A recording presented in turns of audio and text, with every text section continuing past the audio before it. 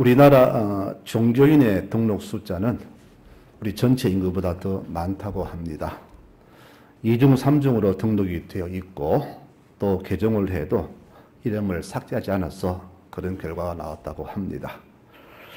이거 보면은 세계적으로 한국 사람들의 종교심이 매우 깊다고 느껴지는데 실제로는 그렇지 않다고 합니다. 종교심을 조사해 보니까 세계에서도 꼴찌 수준의 종교심을 가지고 있다고 합니다. 그러니까 무슨 말이냐?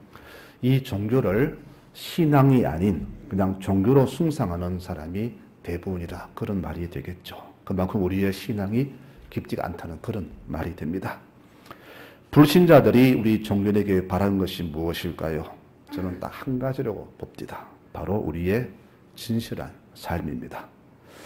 우리는 진실하지 못해도 당신네들은 진실해라. 이것이 바로 비종교인들의 생각입니다. 그럼 그들이 왜 우리에게 그런 요구를 할까요? 자신들은 진실하지 못하지만은 너희들마저 진실하게 살면은 이 세상이 좀 나아지지 않겠느냐. 바로 그런 이유입니다. 나는 못하나 너는 그렇게 해라. 아마 그런 기대를 하는 것 같습니다. 그런데 이제는 그런 기대조차도 하지 않는다고 합니다. 왜 그럴까요? 우리 종교인들이, 신앙인들이 진실하지 않기 때문입니다. 사고, 사건 터지면은 항상 중심에는 종교인이 끼어 있는데 아마 다 종교인일 텐데 이상하게 기독교인이 끼어 있으면 그것을 더 크게 확대해서 보도를 합니다. 신실한 신앙인, 어느 교회 누구 이런 식으로 광고를 함으로써 교회 위신이 추락된 지가 너무나 오래된 것 같습니다. 어쨌거나 과거에 우리 교인들이라면은 전 사회가 신뢰했지만은 지금은 아예 신뢰하지 않는다고 합니다. 특히 교회의 중직자일수록 사회가 더 믿지 않는다고 하는 것 볼 때에 참 우리 교회가 여기까지 왔나 하는 그런 아픈 마음을 가질 수가 있습니다. 왜 이런 결과가 나왔을까요? 우리들이 진실하지 않게 신앙생활을 했기 때문입니다. 앞에 조사처럼 종교를 종교로 바라보았지 이 하나님을 나의 정말 신앙의 대상으로 신실하게 살지 않았기 때문에 이렇게 교회가 이렇게 신뢰 없는 그런 집단으로 낙인 찍힌 것입니다.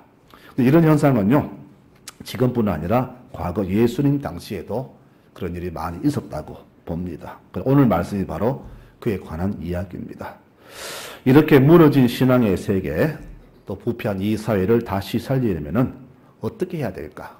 저는 제일 먼저 봤을 때 우리 신앙인들이 제일 먼저 우리의 신앙을 진실하게 회복하는 길이라 저는 그렇게 봅니다. 오늘 말씀에도 그렇게 말씀하고 있어요. 주께서 우리에게 진실을 요구하시는데 우리 신앙의 진실함이 다시 회복될 때 이 사회도 분명히 회복될 것이라 저는 그렇게 믿습니다. 오늘 말씀 속에서 주께서는 충격적인 말씀을 3번 반복하시는데 그게 뭐냐? 그들은 자기 상을 이미 받았다. 이렇게 말합니다. 아직 하나님 만나지 않았는데 아직 천국 안 갔는데 왜 벌써 우리가 상을 받았다고 하실까? 왜 하나님 벌써 중간정산 해버리셨을까? 나중에 우리는 빈손이 되잖아요. 이 말씀에서 우리가 깨닫는 것은 우리 이 땅을 살면서 얼마나 신앙인답지 않게 살았다면 이 땅에서 미리 받을 상을 다 받아버렸기 때문에 훗날 주 앞에 섰을 때는 빈손이다. 즉, 이 땅에서 진실한 신앙 없이 남의 배려도 없이 자기만의 종교 생활을 나의 신실한 생활이라고 착각하면서 살아온 결과가 바로 그런 것이 아닌가 이렇게 한번 생각을 해봅니다. 여러분, 왜 훗날에 주 앞에 섰을 때 상이 없을까요? 이유는 한 가지입니다. 우리가 그만큼 외식했기 때문입니다. 즉 남이 알아주도록 보여주게 식의 종교 행활을 했기 때문에 주께서 그것을 보시고 이렇게 우리에게 책망하신 겁니다.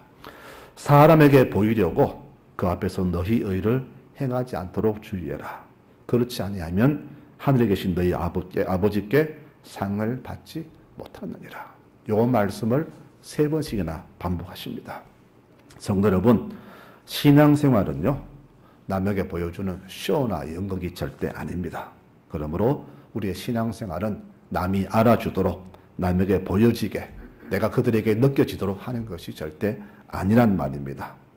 사실 이 당시에 있던 자선사업 그리고 기도, 금식 이 행위들은 우리 성도들이 반드시 갖춰야 할 그런 귀한 덕목들이죠. 또 이 세 가지를 행함으로써 하나님이 우리 때문에 영광 받으신다면은 얼마든지 해야 되겠지만은 이것을 통해서 나를 나타내고 나는 이런 사람이라 이런 목적이라면은 안 하는 것이 낫다는 것이 오늘 주의 뜻입니다. 이 보여주기식의 신앙 행위가 얼마나 헛되고 무가치한 것인지 마지막 날에 이렇게 주께서 실체를 보여주시는데요. 마태복음 25장에 보면은 양과 염소 비유가 나옵니다. 거기에서 염소들이 이렇게 묻습니다.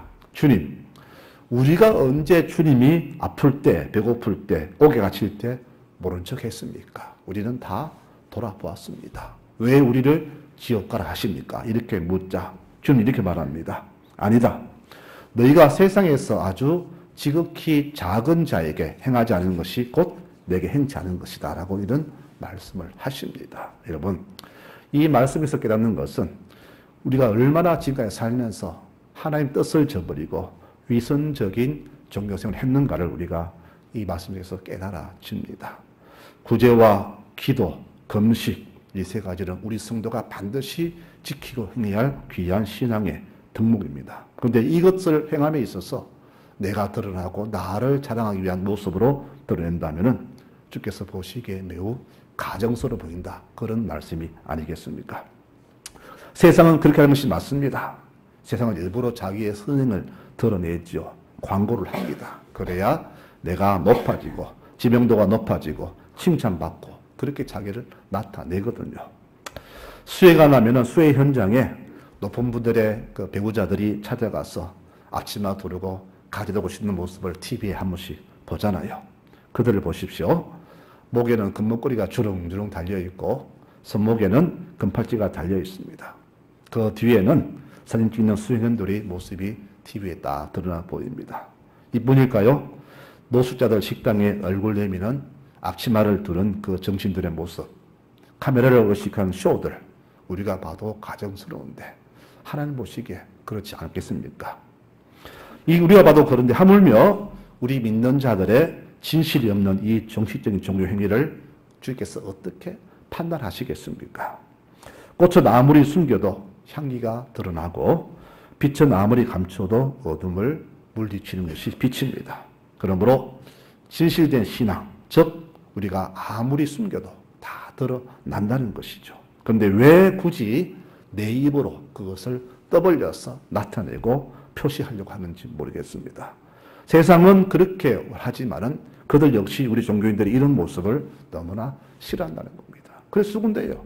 뭐 교회에서 그거 가지고 뭐 드러내고 자랑하나 그런 말을 저는 자주 듣습니다. 제 주위 사람들이 저 들으라 그런 말을 하는 것 같아요. 즉 교회가 그만큼 이렇게 외식적인 삶을 많이 살고 있다. 그런 것을 우리에게 말하는 것이죠. 제가 봐도 그런데 불신자들 볼 때는 얼마나 그것이 가정스럽겠습니까? 구제할 때 살 몇 평 내고는 사진 찍고 온 동네방에 소문을 다 냅니다. 교회가 어두운 곳에 사회를 밝히고 있다. 여러분, 제가 더 부끄러운데 주께서 얼마나 부끄러우실까요? 우리는 죄라고 하면 주로 어떤 것을 죄라 하냐? 하나님의 법을 어기고 사회 도덕을 어긴 것을 죄라고 하지요. 물론 맞습니다. 그러나 하나님이 정말로 혐오하시는 죄는 무엇일까? 바로 우리 신앙인들의 이 외식적인 모습일 것입니다. 보여주의식의 이런 행위는 나를 속이는 것이고 하나님을 속이는 그런 큰 죄가 된다는 겁니다. 주께서는 마태복음 23장에서 이렇게 외식인 사람인 바리새인과 서기관들에게 신랄한 저주를 퍼부으십니다. 저주가 있을 것이다 그랬습니다. 여러분, 저주는요 함부로 말하는 게 아니에요. 주께서는 이들에게만 오늘 신랄하게 저주를 퍼부으십니다. 저주가 있을 것이다. 외식하는 바리새인과 서기관들아 하면서 7번이나 그 23장에서 저주를 퍼붓습니다. 여러분, 7번이나 이 단어는요 7번이 아니라 너희의 그 외식에는 반드시 대가가 주어진다는 경고를 포함하는 말씀이 되는 겁니다. 자선, 기도, 금식 우리가 반드시 행해야 할 신앙의 덕목이지만 또 우리가 봤을 때 가장 쇼하기 좋은 그런 모습들이 아니겠습니까? 그러므로 우리 성도들이 정직하게 진실하게 순수하게 믿음으로 살아가면 하나님께 영광이 되고 세상에 빛이 되겠지만은 우리가 쇼를 하면은 이 땅에서 가장 추한 종교인이 된다는 사실을 절대 잊어서는 안 될 것입니다. 세상은 진실한 신앙인을 원하지 휘황찬란한 종교인을 원하지 않습니다. 우리 교우들은 요즘 자기 자신에 대해서 어떤 기도를 하고 계십니까? 저는 이런 기도를 합니다. 주님, 저로 하여금 정직한 종이 되게 해주십시오. 사람을 의식하지 말고 오직 하나님 명하신 대로 제 자신이 먼저 행하고 실천하며 외식하지 않는 진실한 종이 되게 해달라고 그렇게 기도를 합니다.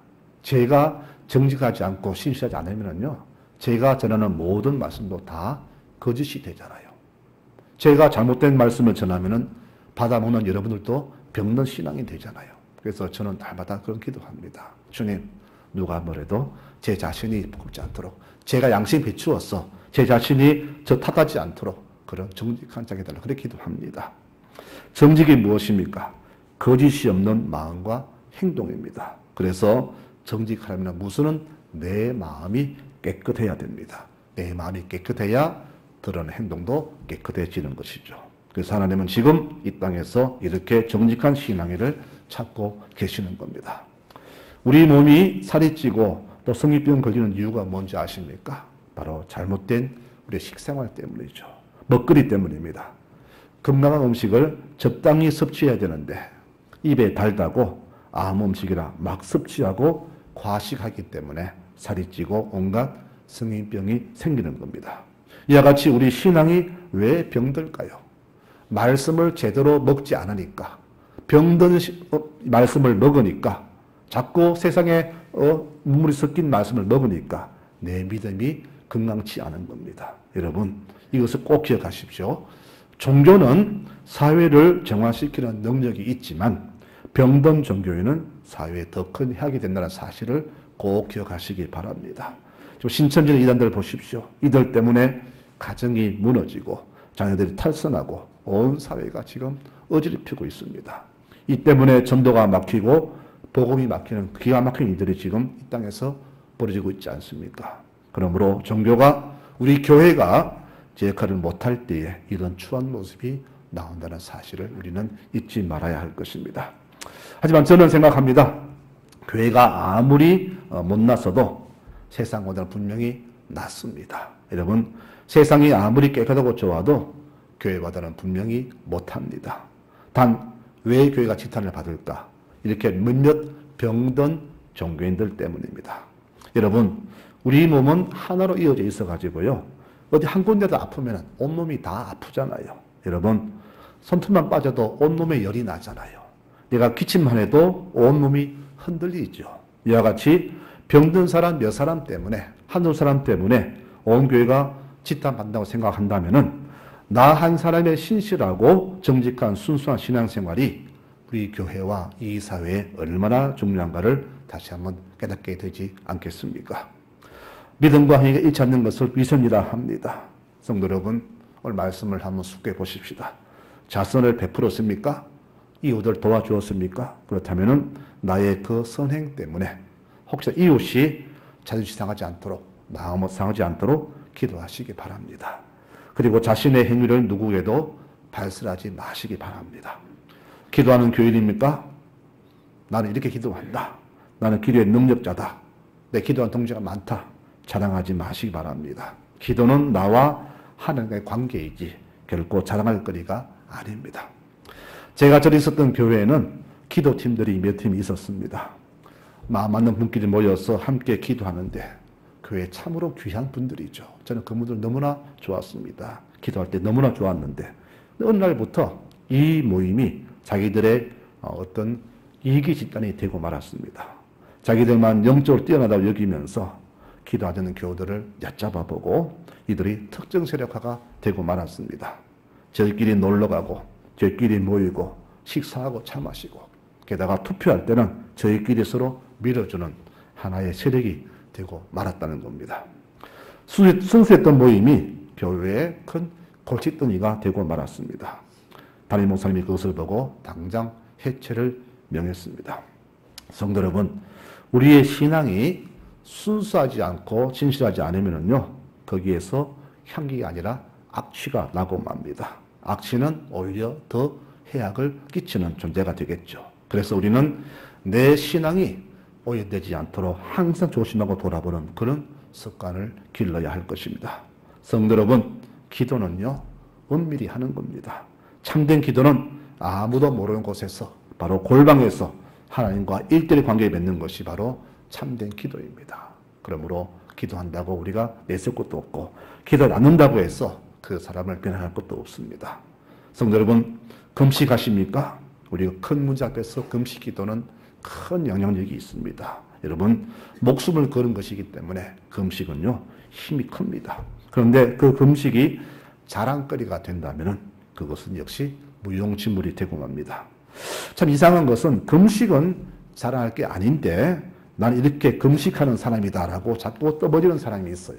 제가 최근에는 보지 못했는데 과거 어디 있을 때는 그런 사람을 자주 보았습니다. 하면서 일부러 씻지도 않고 인상을 쓰면서 피곤한 기색을 보이는 모습 봅니다. 아, 금식합니까? 예, 하는데 그것을 자랑이로 여긴 것이죠. 여러분, 오늘 주님 말씀하시잖아요. 금식하는 자는 내세우지 말아라. 자신을 꾸며서 오히려 남들이 눈치 못하게끔, 채지 못하게끔 그렇게 자신을 꾸며라 그랬습니다. 여러분, 오늘 자선, 기도, 금식 이 세 가지에 대해서 우리 성도들이 가장 귀한 것을 지킬 때 남에게 쇼하지 말고 주 앞에서 진실한 모습으로 살아가라고 주시는 말씀이 바로 오늘 말씀의 결론이 되겠습니다. 여러분, 교회에서 제일 무서운 사람이 어떤 사람일까요? 제가 봤을 때 십계명을 잘 지키는 사람, 그리고 나름 기도 많이 한다는 교인이 제일 무서운 교인입니다. 거기다가 하나 더 붙이자면은 11조 많이 하는 교인이 제일 무섭습니다. 이 사람들은 항상 교우들을 평가합니다. 우리 목사님은 오늘 새벽기도 안 나오셨네. 요새 기도 안 하시네. 우리 교인들은 왜 이렇게 사랑이 별로 없는 거야? 하면서 자기의 의를 가지고 남을 이렇게 평가합니다. 여러분, 비교는 하면 안 됩니다. 신앙생활은 내가 주 앞에서 나 자신을 올려드리는 거룩한 행위이지 비교하고 평가하는 것이 아니라는 것이죠. 성숙한 믿음은 이렇게 비난보다는 격려해주고 도닥거려주고 오래 참아주는 것이 바로 성숙한 신앙입니다. 성도 여러분, 우리 모든 교우들은 이렇게 성숙한 믿음 가진 교우들이 되시기를 축원합니다. 우리는 성숙해야 됩니다. 남의 허물을 잘못을 감싸주고 덮어주고 격려해주고 도닥거려서 그가 빨리 일어서도록 도와주는 것이 바로 성숙한 성도의 모습이 아닐까요? 로마서 14장에 말씀합니다. 믿음이 약한 자를 너희가 받아주되 그의 의심하는 바를 비판하지 말라. 어떤 사람은 모든 것을 다 먹을 만한 믿음이 있고 믿음이 약한 자는 채소만 먹느니라. 그러므로 너희는 먹는 자는 먹지 않는 자를 업신여기지 말고 먹지 않는 자는 또 먹는 자를 비판하지 말아라. 이렇게 서로를 배려주라. 그렇게 격려합니다. 주께서는 천국 비유에서 겨자와 누룩을 비유로 드셨습니다. 비록 작지만은 누룩처럼 소리 없이 출발해서 온 광주리를 부풀게 하는 힘, 그리고 소리 없이 성장하여서 작은 풀이 큰 나무가 되어서 온갖 새들이 깃들이게 하는 그런 겨자처럼 바로 신앙생활, 천국생활은 이 땅에서 말없이 조용히 소리 없이 나아가는 겁니다. 바로 이렇게 하라는 것이 오늘 주님의 교훈이 되겠습니다. 이제 말씀을 맺겠습니다. 여러분, 우리 뇌에도 밝음과 어둠이 있다는 것을 아십니까? 이 뇌에도요, 조명이 있다고 합니다. 조명의 밝기를 우리가 룩스라 그렇게 말을 하는데 우리가 부정적인 생각들, 나쁜 생각들을 하면은 뇌가 어둡게 되어서 그 사람의 인생도 어두워진다고 합니다. 그래서 늘 부정적인 사람은 그 뇌의 구조가 항상 잘못되어 있습니다. 그래서 인생도 항상 어둡습니다. 여러분 잘 살펴보십시오. 그런데 사고가 긍정적인 사람의 뇌는요, 항상 밝기가 200에서 300 룩스가 된다고 합니다. 그리고 사람이 사랑을 하잖아요. 그러면은 뇌 밝기가 500으로 껑충 뛴다고 합니다. 그래서 사랑하면 얼굴이 밝아지잖아요. 만사를 기쁘게 보잖아요. 사랑을 하면은. 그러면은 이 사랑에 하면 500룩스인데 밝기가 얼마냐? 500룩스는 2평짜리 방에 60촉 등을 켜놓은 밝다고 합니다. 그러니 사람이 긍정적인 생각, 사랑을 하면은 그만큼 뇌가 밝아지고 내 삶도 밝아지는 것이죠. 그럼 가장 밝은 때는 어떨 때일까? 바로 깨달을 때라고 합니다. 깨달을 때. 여러분 말씀을 들었습니까? 깨달으면요 내가 바로 천육서가 된다고 합니다. 천육서는 어두운 방에 대형 텔레비전을 켜는 그런 밝기라고 하죠. 여러분 오늘 우리 모든 교우들이 이 말씀을 듣는 순간부터 깨닫는 있기를, 복이 있기를 축원합니다. 여러분 깨달아야 됩니다. 듣고 그냥 잊어보지 마십시오. 들어서는 깨닫고 깨달은 대로 살아가야 내 삶의 인생이 풀리는 겁니다. 그것이 바로 신앙인의 삶이 되는 거예요. 신앙생활 오래 했다고 해서 믿음이 큰 것은 절대 아닙니다. 들어도 깨닫지 못한다면 그 믿음은 자란 것이 절대 아닙니다. 들었으면 깨달아야 하고 깨달았으면 행동해야 합니다. 그것이 바로 신앙입니다. 들을기란 들을지어다 이 말씀을 기억하시면서 모든 말씀을 흘려버리지 말고 깨닫는 여러분들 되시길 축원합니다. 여러분 베드로 설교했습니다. 사람들이 부끄러움 느꼈습니다. 아 정말 우리가 잘못 살았구나. 우리가 예수를 죽였구나. 그들은 부끄러움을 느꼈습니다. 부끄러움은요 내가 깨달은 겁니다. 그리고 그날 3,000명이 깨닫고 세례를 받았습니다. 초대교회 부흥의 주역들이 바로 이때 깨닫고 회개한 3,000명의 그 사람들이 초대교회 부흥의 주역이 되었습니다. 반대로 스데반 설교 들은 사람들은 깨달음이 아니라 모욕감과 수치를 느꼈습니다. 느낀 자들은 아버지 깨닫지 못한 자들입니다. 깨달은 자들은 회개하지만은 깨닫지 못한 자들은 이빨을 갑니다. 그래서 그들은 이빨을 갈면서 스데반에게 돌을 던졌습니다. 이 차이입니다.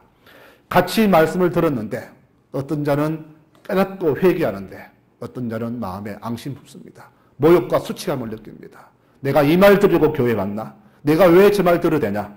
이렇게 스스로 자기를 학대합니다. 여러분 깨달은 자는 회개합니다. 그러나 깨닫지 못한 자는 이빨을 갑니다. 이것이 바로 듣고 깨달은 자와 그렇지 못한 자의 차이가 될 것입니다. 우리 성라적의 성도들은 말씀 들을 때마다 여러분은 부끄러움을 느끼십니까? 가슴에 못이 박힙니까? 아 그렇구나 깨달으십니까? 그렇다면 여러분들은 다시금 길이 있습니다. 방법이 있습니다. 기회가 있습니다. 주님 말씀하시죠. 돌아오라. 너희 가던 길을 돌이키고 다시금 돌아오라. 여러분 우리는 정말 멀리 우리는 와 있습니다. 주님 가는 방향과 정반대기로 너무나 많이 와 있습니다. 그것이 바로 우리의 외식적인 신앙생활이었습니다. 진실하지 못하고 순수하지 못한 우리의 거짓된 신앙생활이 주와 관계를 너무나 멀리 해버렸습니다. 그래서 오늘 말씀합니다. 듣고 깨닫고 돌이키라. 여러분 이것이 바로 우리가 살 길입니다. 신앙인이 올바로 서지 않으면 자기와 자기 가정과 이 사회와 나라 민족도 바로 정죄를 당하게 됩니다. 우리 역사를 보면서 이스라엘 보면은 그것을 보지 않습니까? 그들이 바로 서지 못했을 때 나라가 망하고 포로로 끌려가는 순환당하는 모습을 우리가 성경에서 보지 않습니까? 여러분 세상이 지금 우리에게 요구하는 것은 딴 게 아닙니다. 우리의 정직한 순수한 신앙을 지금 그들은 바라고 있습니다. 과거처럼 신앙인 교인들 그러면은 믿을만해 라고 인정받는 그날이 올 수 있도록 우리 모두가 다시금 주께로 순수한 신앙으로 돌아가야 할 때라 저는 그렇게 분명히 생각합니다. 원래 사사 취하게 뜨거운 여름을 보낸 것은 바로 이렇게 고장난 인간들의 탐욕의 결과입니다. 나만 잘 되면 돼, 내가 하면 돼, 내 자식만 출세하면 돼 하는 이런 고장난 생각들에 그들이 그 부린 탐욕의 결과가 바로 이렇게 지구를 이렇게 뜨겁게 만들었습니다. 이 고장난 인간들이 다시 고쳐지지 않는 한은 지구는 앞으로 계속해서 더 뜨거운 여름을 맞이하게 될 것이고 우리 삶은 날마다 파괴될 것입니다. 이에 대해서 우리 신앙인 역시 자유롭지 못합니다. 우리 역시 그들과 똑같은 생각으로 살아왔잖아요. 편리주의, 보신주의, 이기주의, 한탕주의, 즉 고장나서 역할 제대로 못하는 오염된 삶의 한 형태가 바로 우리에게도 있었지 않습니까? 이 사회는 이제 삶의 모델이 사라진 암울한 사회입니다. 종교가 그것을 막아주어야 되는데 이게 우리가 더 오염되었으니 어떻게 막을 수가 있나요? 여러분 오늘 말씀 결론입니다. 다시금 돌이킵시다. 주 앞에 다시금 우리 삶을 돌이킵시다. 신앙은 다시금 순수한 마음으로 돌아가는 겁니다. 이 순수함을 성경에서는 진실, 정직, 정결함으로 표현했습니다. 이것이 무너지면서 모든 것이 엉망이 되었는데 다시금 이것을 제자리로 갖다 놔야 됩니다. 우리 모두 교우 한 사람 한 사람이 주 앞에서 진실된 순수한 신앙으로 서기를 바랍니다. 그렇게 서야 이 모든 것이 다시금 회복이 됩니다. 우리가 안 쓰면 이 삶은 절대 회복이 되지 않습니다. 어떤 방법도 어떤 그로도 되지 않습니다. 우리 교회가 성도들의 신앙이 회복이 돼야 모든 것이 회복이 됩니다. 나 하나 해서 되겠느냐? 여러분 그렇지 않습니다. 내가 가면은 그래도 발자국 남아있잖아요. 물론 시간 지나면 다 흩어지겠지만 그래도 사람들 뇌리에는 그 발자국이 기억되지 않겠습니까? 우리가 바로 이런 발자국 기억된 신앙인들로 남아있을 때 이 땅은 다시금 소망을 보게 될 것입니다. 은밀한 중에 행하라. 보시는 네 아버지께서 갚으시리라. 먼저 우리의 이 순수한 신앙을 회복하는 우리 모두가 되어야 하겠습니다. 저는 우리 말 중에서 시나보로라는 말을 참 좋아합니다. 시나보로. 은밀하게 아무도 모르게 조금씩 나아가는 것을 시나보로 그렇게 말합니다. 참된 신앙생활은 바로 시나보로입니다. 내가 진실하게 하면은 어느새 나도 모르게 진실한 신앙이 되어 있을 것입니다. 나도 모르고 그 누구도 모르고 오직 하나님만 아시는 우리의 일상. 어느 날 눈을 떠보니까 어느 순간 내가 주 앞에 서 있는 진실한 모습이 내 앞에 펼쳐지게 될 것입니다. 그러므로 여러분들 시나보로 신앙 조금씩 아무도 모르게 조금씩 전진하시기 바랍니다. 자녀들아 말과 혀로만 사랑하지 말고 행함과 진실함으로 하자. 오늘 이 말씀을 꼭 기억하시면서 언제 우리를 부르셔도 그 앞에 섰을 때는 내가 부끄럽지만은 결코 자신을 학대하지 않았던 모습 살아왔다고 자부하는 모습으로 서 있는 여러분들 되시기 바랍니다. 코람데오가 있습니다. 늘 주 앞에서 서 있는 우리의 모습. 늘 주 앞에서 지금도 보고 계신 주 앞에서 내 자신의 모습이 진실되게 서 있도록 항상 신을 지켜나가시는 우리 모든 교우들이 되시기 바랍니다. 주님 오시는 그날까지 이렇게 진실한 신앙인으로 살아감으로써 오셨을 때 가장 먼저 우리 송라제기를 찾으시는 귀한 역사 있기를 간절히 소망합니다. 그런 축복이 우리 모든 교우들 넘치기를 간절히 축원합니다. 아멘.